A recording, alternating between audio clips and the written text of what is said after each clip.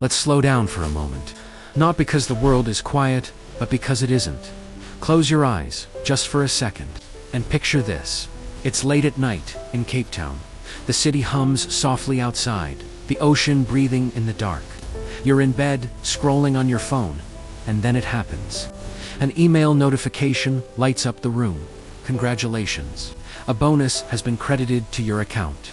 Your thumb freezes. Your heart lifts before logic arrives, before advice, before that inner voice tells you what you should do, that first reflexive thought. It's the beginning of a story. And sometimes it's the beginning of a love story.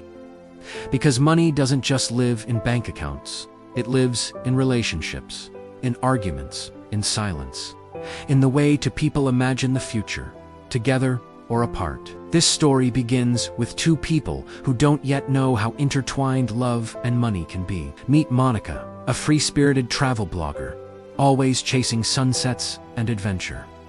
And Peter, a methodical investment banker, thriving on structure and stability. They meet on a Friday night in Johannesburg, at a rooftop bar overlooking the city lights. Monica arrives late, laughing, ordering tequila like the night is guaranteed to be unforgettable. She has just returned from a week in Zanzibar, camera in hand. Peter arrives early, orders a single gin and tonic, and has just finished a 14-hour day at the bank.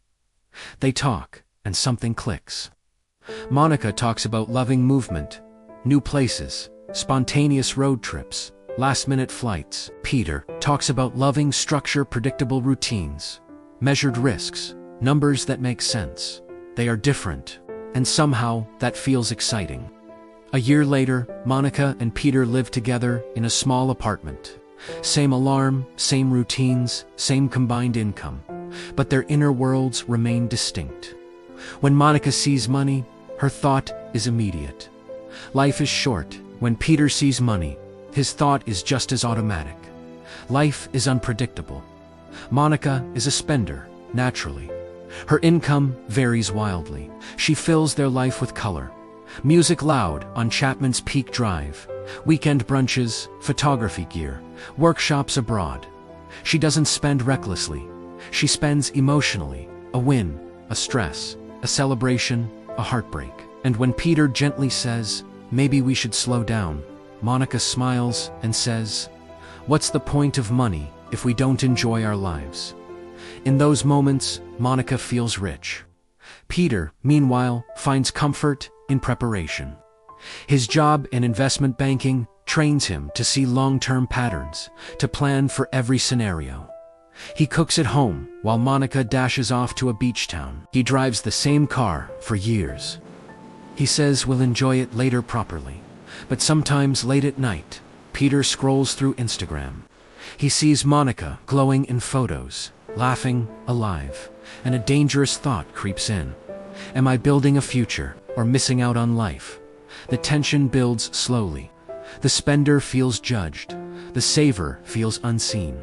The shared bank account becomes a quiet battleground. The different philosophies aren't just about money anymore.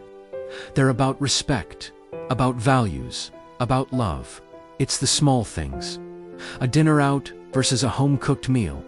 A new camera lens versus another deposit into the savings account. Each decision is a tiny crack in their foundation. Then one ordinary Tuesday, life interrupts. Peter's company announces layoffs.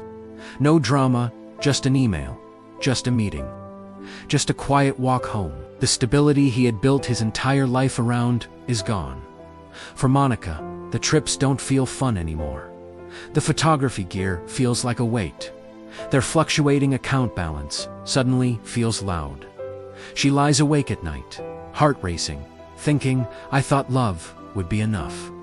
I thought joy was the answer. Did I get this wrong? Peter feels the fear too, but it's buffered. Savings buy time. Time buys options. Yet he notices something painful. Monica, once so bright, looks tired. And Peter, safe, prepared, feels something unexpected, lonely. He has his security, but his partner is drifting away, burdened by a future she never planned for. The safety net he built for them now feels like a wall between them. One night, during load shedding, they sit together in candlelight. The city outside is dark, quiet, honest. No distractions, no phones. Monica speaks first. "I lived for today and ignored tomorrow." Peter exhales, his voice soft. "And I protected tomorrow and forgot to live today." The silence that follows isn't heavy, it's tender. Monica reaches for Peter's hand. "Maybe money was never the problem." Peter squeezes back. "Maybe we were never meant to do this alone." In that darkness, they finally see each other. Not as a spender and a saver, but as two people who love each other and are trying their best. They don't change overnight, but they change together. Monica learns to save not as punishment, but as an act of love. She sets aside a portion of her unpredictable income, so Peter doesn't lie awake, worrying. It's her way of saying, "Your peace of mind matters to me." And Peter learns to spend not as fear, but as an act of trust. He joins Monica on short trips. He surprises her with a piece of photography gear she's been wanting. He learns to celebrate the little wins along the way. It's his way of saying, "Your joy matters to me." They start a new routine. Every month, they have a money date. They don't just look at spreadsheets. They talk about their dreams. They plan trips and emergency funds. They celebrate wins and build security. Balance stops being a theory. It becomes their daily practice. And slowly, life becomes rich in every single way. So here's the truth, Monica and Peter learned together. A love without security is fragile, and a love without joy is empty. The goal isn't choosing between being a spender or a saver. The goal is listening. It's about saving enough to sleep peacefully and spending enough to feel alive. Because money is just a tool, but love is the story you're really writing. And the best love stories, they have safety, they have laughter, and they have choice. Years later, Monica and Peter are sitting on the balcony of their Cape Town apartment, hands intertwined, watching the sun rise over the ocean. They've learned the most important lesson. Life is better when you face it together. And that's exactly what they do together, always. That's real wealth. Thanks so much for watching. If this story resonated with you, let us know in the comments. Don't forget to like and subscribe for more stories like this. See you next time.